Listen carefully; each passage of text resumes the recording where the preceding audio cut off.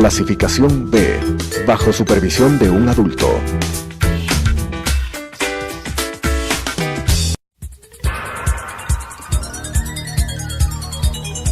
Las opiniones vertidas en este espacio por la producción y dirección del programa son de exclusiva responsabilidad de sus autores y de quienes intervienen en ellos.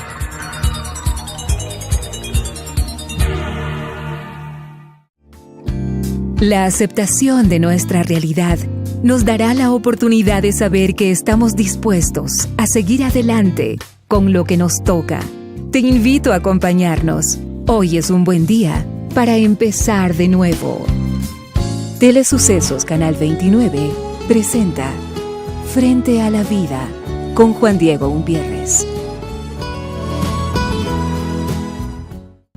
Bienvenidas, bienvenidos, gracias por estar. 6:30 de la tarde, la parada inteligente, esa que ya es costumbre. Gracias por abrazarnos en este camino maravilloso de sentirnos en el fondo mayoría que estamos buscando la buena conciencia, la sonrisa, la conexión con el milagro de la vida, con el aporte fundamental que cuando tú tienes el interés de hacer transformaciones en tu vida, que cuando tu conciencia se activa en función del bienestar, todo eso también se transmite en un virus positivo al colectivo y todos podemos gerenciar ese cambio. A veces nos quejamos mucho, a veces tratamos de poner en función del otro la posibilidad que la vida propia empiece a cambiar. Queremos cambiar el país, queremos cambiar el mundo, pero poca disposición tenemos a hacernos responsables para poder ejercer ese mínimo cambio que tiene que ver con el agradecimiento, con la aceptación, pero sobre todo tener en nuestras manos la codificación de transformar el destino. Esa es tu responsabilidad, esa es mi responsabilidad y por eso cada uno de los personajes que vienen acá frente a la vida aportan su granito de arena para llevarnos en esa alternativa, es decir, que pase lo que pase,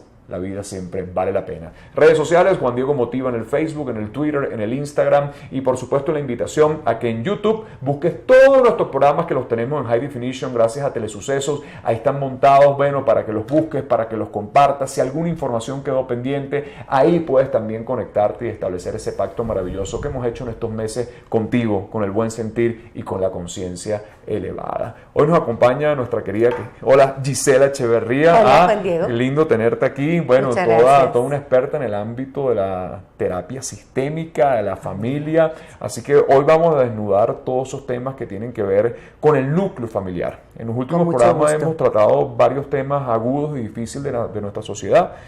Conversaba el otro día con Ricardo Williams, ese gran artista, y bueno, vino a relatarme un poco lo que sucede a nivel de la violencia de género, a nivel del abuso que pasa dentro de nuestros hogares. ¿Qué se plantea? ¿Qué estás viendo en consulta? Sobre todo cuando esta palabra maltrato es la que nos salpica todavía. Bueno, mira, Juan Diego, el tema es vigente siempre. Las cifras que tenemos nosotros en el Ecuador sobre maltrato infantil y violencia intrafamiliar son muy altas, son muy elevadas. Hablamos de 6, 7, de 10 mujeres que todavía son víctimas de abuso de alguna forma de maltrato. O sea, de 10, 7 son maltratadas. Ajá. Pero es una cifra escandalosa. Escandalosa. Los niños igual.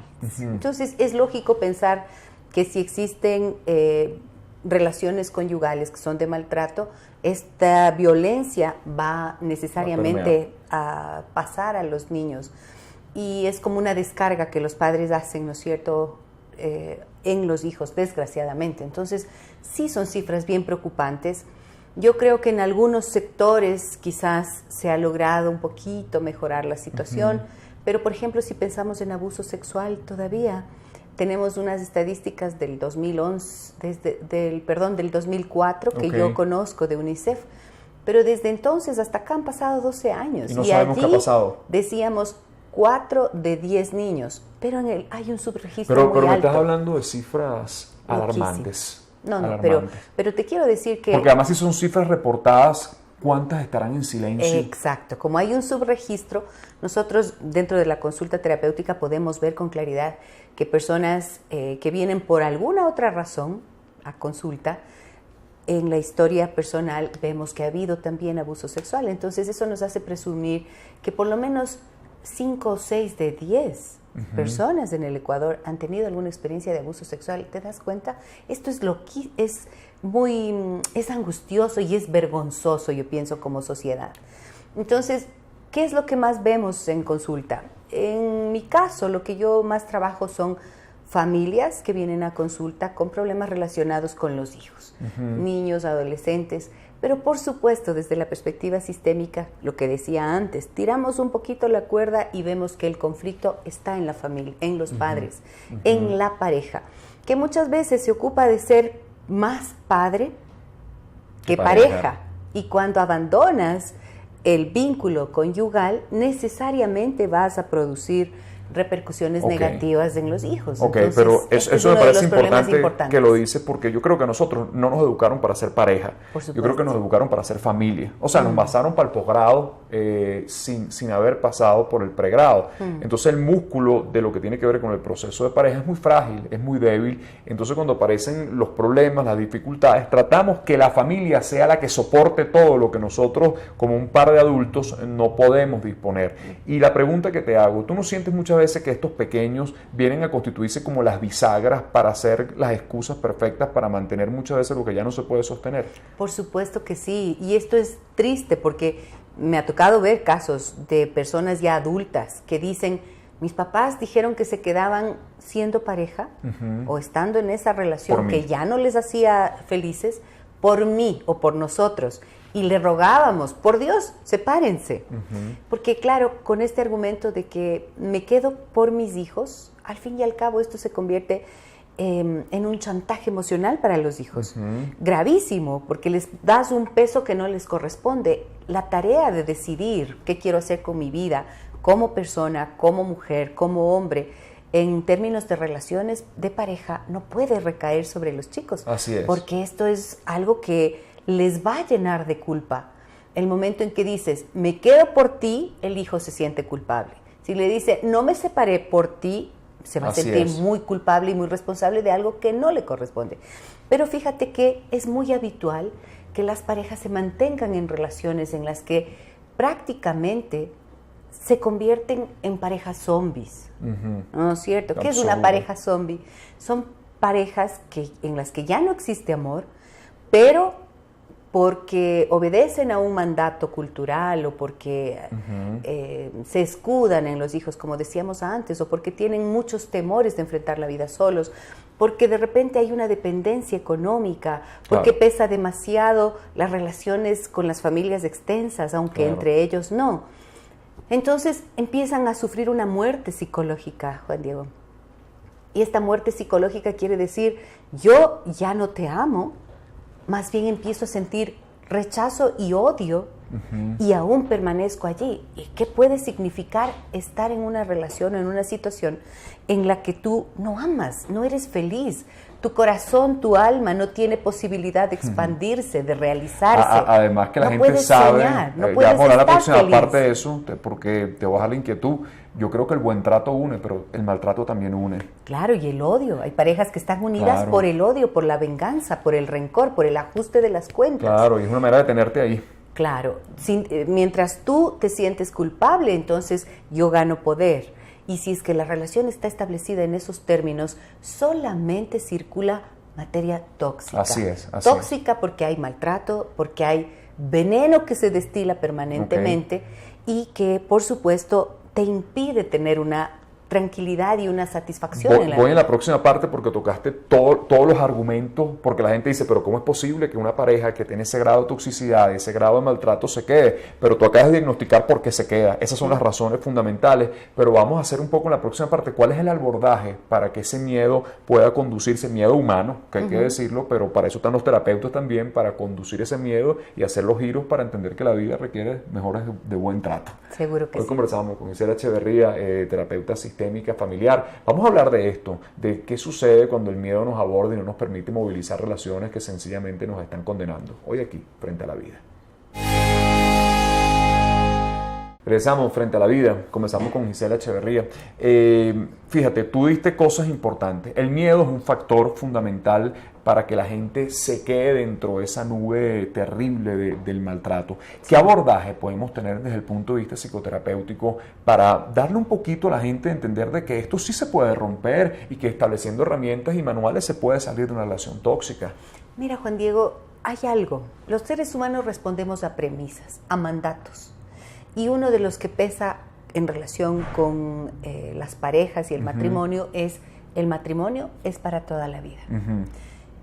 Ojalá, idealmente, toda la vida, pero cuando sea realmente vida.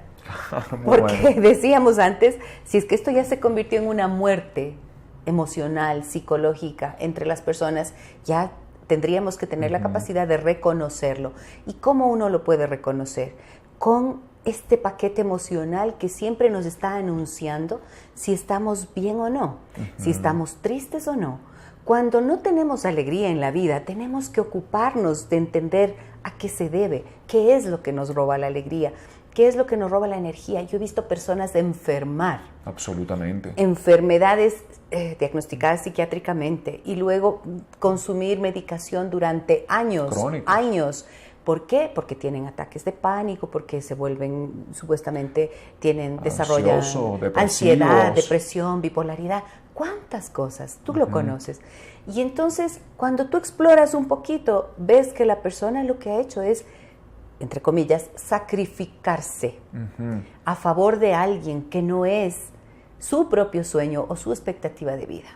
Entonces, en el fondo yo siempre encuentro este miedo, el miedo de verse sola o solo, el miedo de no encontrar una nueva pareja, por lo tanto, el miedo de enfrentarte a quien tú eres, a ti mismo, y de ser el gestor y el responsable de tus decisiones y de una vida propia. Así es. Entonces, cuando creas una relación de dependencia es muy difícil salir de eso y las personas pasan por algunas etapas. Yo veo que primero viene el aguantar, el sufrir, el llorar. Luego, detente ahí, porque nuestra cultura, claro, tú dices, hasta que la muerte nos separe, eso indudablemente es maravilloso, y yo creo que cuando uno establece una relación debe pensar que es hasta que la muerte nos separe. Ese propósito tiene que ser inherente, pero a veces no salen las cosas como uno las planea.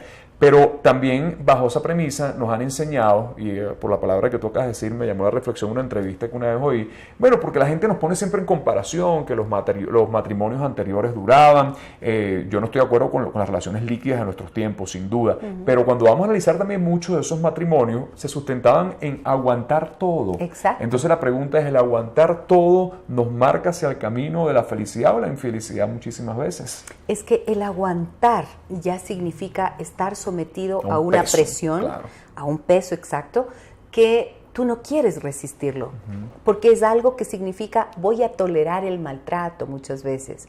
Entonces, claro, las relaciones duraban un montón a costa de la salud mental de las personas muchas veces. Entonces, yo estoy de acuerdo con lo que tú dices. Bauman lo describe también, ¿no? Sí, las sociedades líquidas, claro. El amor líquido, no.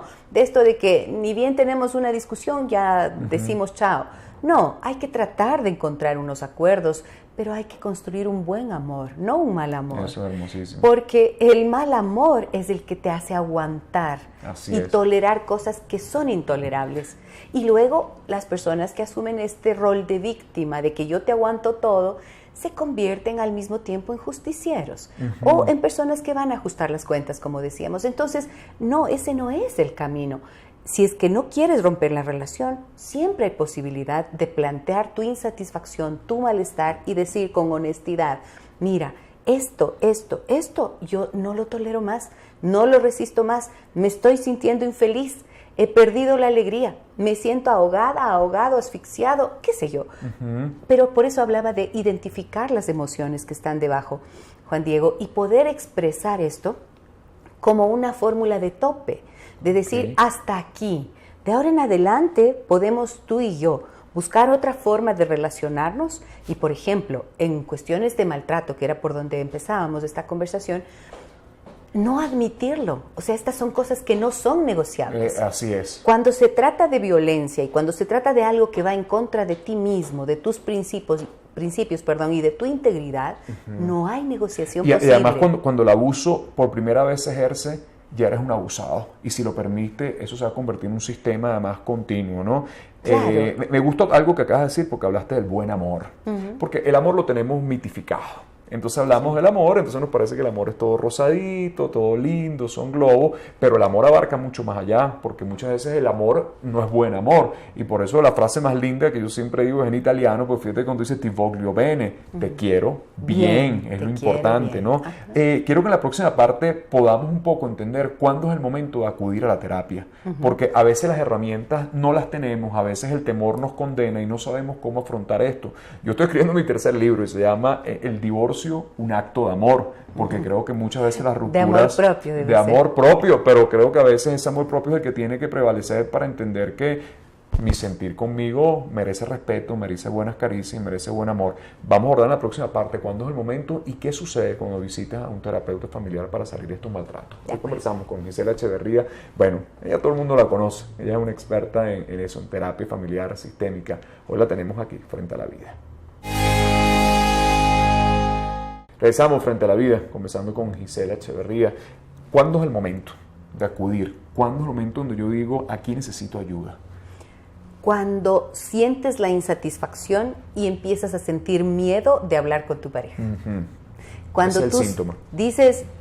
sientes esta distancia emocional y sientes que cada vez los silencios son más profundos o las discusiones son más frecuentes y sientes tú que ya no te conectas, ya no te encuentras en esos ojos, ya no logras entender lo que el otro dice, tú tampoco sientes que el otro comprende tu malestar.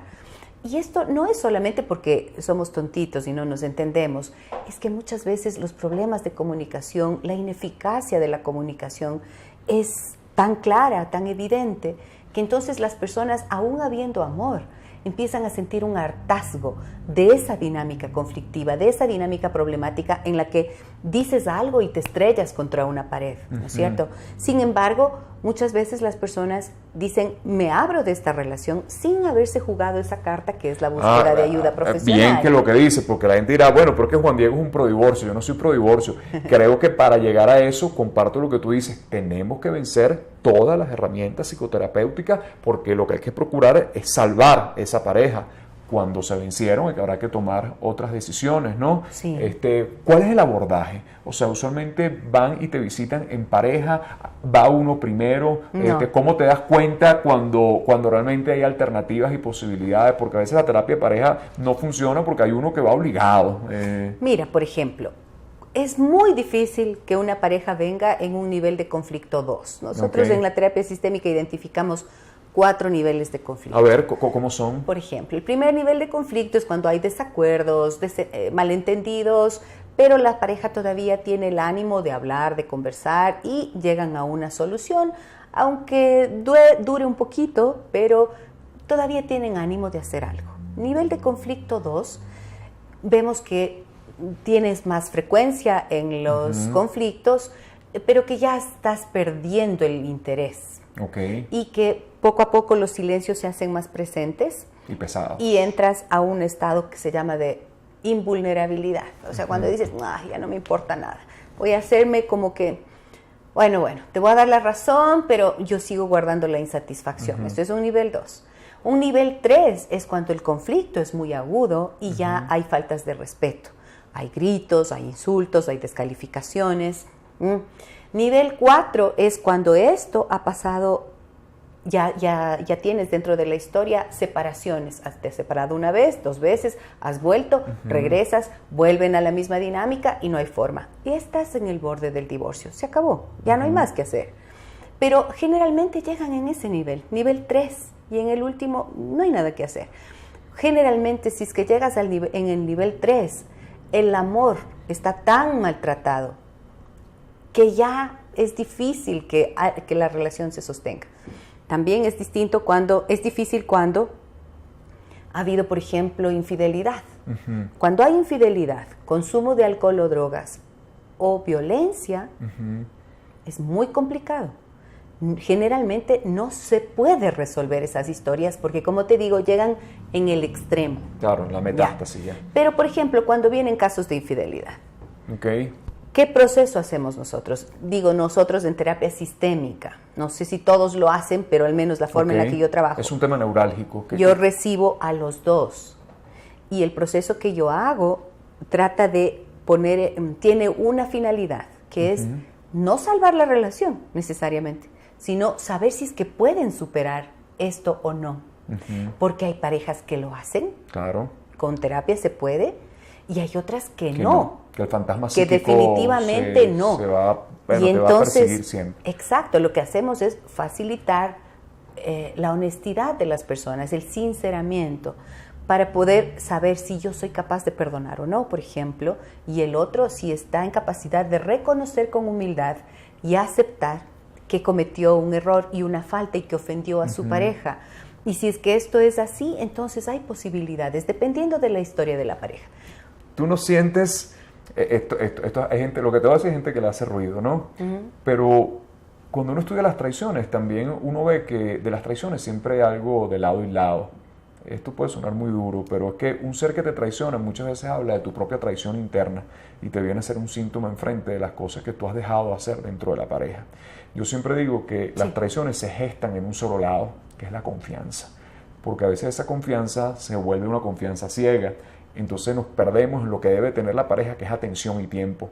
Y no estoy justificando las traiciones, creo que es un evento doloroso, terrible, pero que también nos tiene que poner un poco en asumir cierta responsabilidad sobre el evento para que no se repita. Sí, de hecho hay una corresponsabilidad y la infidelidad suele ser un síntoma, ¿no es cierto? Pero fíjate que hay distintas parejas también y de distintos tipos de infidelidad. Pensemos en que hay una que es estructural. Okay. ¿Y esa cuál es? Es típico caso en nuestras sociedades machistas. Un hombre que tiene una esposa con la que cubre el rol social aceptado, pero está el otro, ¿no? Tiene una relación y otra amante, y después le descubren esa y pasa, y esta y pasa, y pasa un tiempito como que bien, como dicen ellos, portándose bien, y luego vuelve, y eso es una infidelidad estructural. Claro. Esto es un Don Juan. Claro. Pero es un orden patológico muchas veces. Claro, que que encuentra satisfacción en esto, y aunque lo quiera, no lo logra. Y entonces ahí el problema es de él o de ella. El problema es de los dos. Porque dicen, ¿no? Te dan un golpe y el que te golpeó tiene la culpa. Pero si te dan 2 veces, entonces ya la culpa es del que lo permite. Tuyo tiene que poner. Entonces ahí estamos en un problema. Otro es cuando hay unas historias de pareja que se han querido, se han amado, se enamoraron, se casaron, tuvieron una historia razonable de satisfacción, de respeto, y hubo un episodio en el que te enamoras de alguien más o aparentemente te enamoras de alguien más. Por supuesto, tiene que haber habido un vacío para que esto ocurriera, pero ahí hay recursos en la pareja porque hay una historia compartida y entonces es posible poner en balanza para que la persona, antes de tomar una decisión de separarse, valore la historia de la pareja y no solamente diga, me voy y esto se acabó porque aquí no hay nada que hacer. Estos son muchas veces los errores que se cometen. Parejas muy buenas que tienen posibilidad de sobreponerse a una situación así, pero que no buscan ayuda y de forma radical cortan y luego se arrepienten. Entonces, es bastante complejo. Sin embargo, sí tenemos unas líneas teóricas que nos permiten en la práctica acompañar a las parejas para que tomen una decisión consciente. Porque todas las decisiones tomadas desde lo instintivo, lo visceral, entonces, no son buenas decisiones. Exacto, más adelante pueden tener otras consecuencias que no querías. Y en otros casos, cuando no tenemos situaciones como estas, aunque la gran mayoría de personas, de parejas que llegan a terapia, llegan por este tipo de situaciones o por cuestiones sexuales, por ejemplo, dificultades en la relación sexual. La vida sexual es un elemento fundamental en la vida de pareja. O sea, si bien es cierto, no es, a mi entender, el contenido absoluto, pero es un pilar fundamental. La pareja debe determinarse también por sexualidad, sin duda. Claro, entonces pero fíjate que muchas veces los resentimientos, y algo que mencionabas tú antes, ¿qué responsabilidad tiene el otro? Muchas veces la infidelidad surge no solamente porque estuviste con otra persona. Él estuvo con otra persona, pero ella estuvo con su familia. O ella estuvo con otra persona, pero él estuvo con su trabajo.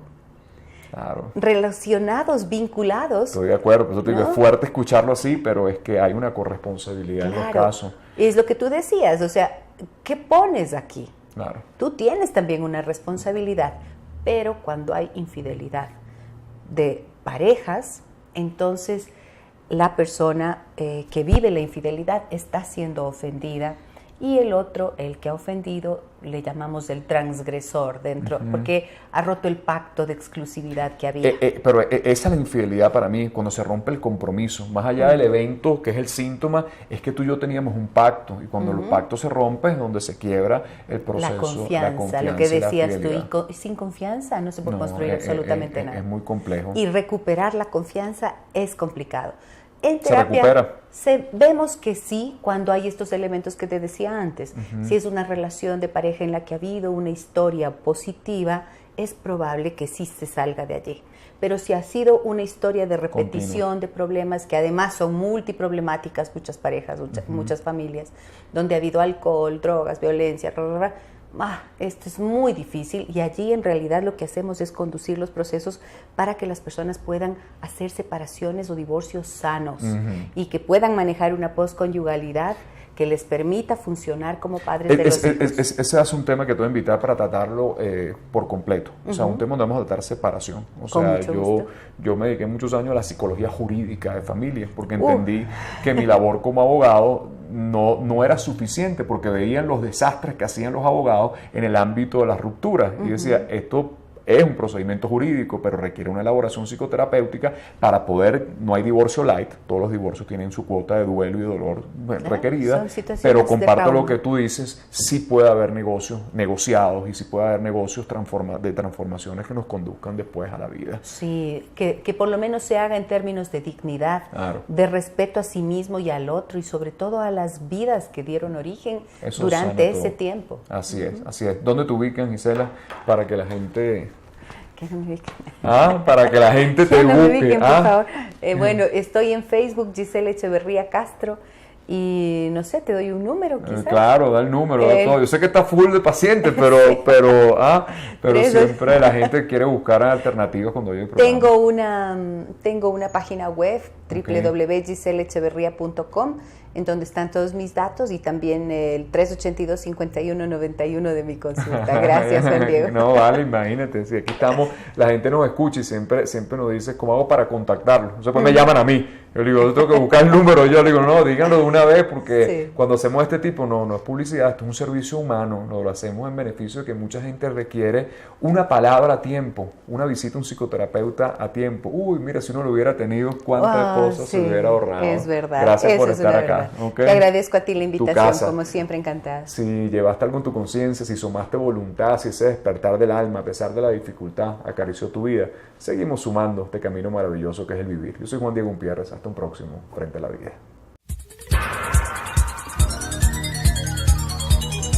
Las opiniones vertidas en este espacio por la producción y dirección del programa son de exclusiva responsabilidad de sus autores y de quienes intervienen en ellos.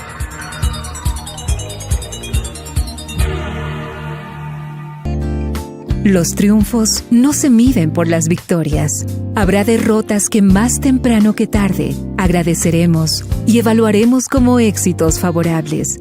El tren pasa siempre, mientras estemos despiertos, frente a la vida. Nuestra cita mañana 18:30 en Radio Sucesos, 21 horas por Telesucesos.